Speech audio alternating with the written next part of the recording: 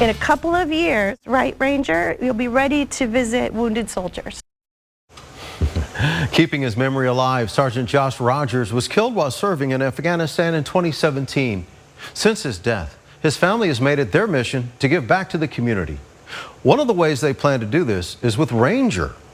WAD's Karen Eisert introduces us to this new pup at Paw Print Ministries. You know, I know we didn't lose him, right? I know exactly where he's at. A strong faith, close family, and military community. That's what helped Vonda Rogers through those tough days after her son's death. The military community just wrapped us up in their arms and cared for us.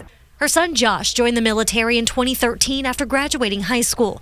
From Airborne and Ranger School, Sergeant Rogers was doing what he loved. He grew up in the shadow of 9/11. He was in first grade when 9/11 happened, and since then, the idea of I'm going to be an Army guy too, right? It had stuck with him. But it was nearly 5 years ago this month when he was killed while serving in Afghanistan. It's not my place to go into Afghanistan and pick up the gun and continue that fight, but I can certainly fight for freedoms here. Let's go. Meet Ranger, a 12-week-old Golden Doodle. Vonda plans to use this new Paw Print Ministries pup as a way to connect with the community and veterans. I can go and visit veterans, but I cannot relate to them like Vonda can. Just to be able to go out and to talk to our veterans and sit with them and listen, I think is just going to be a huge addition to Central Illinois.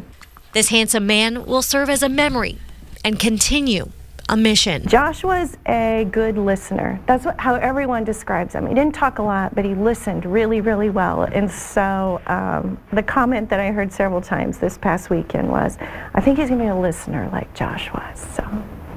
Indicator Karen Eisert, WAND News.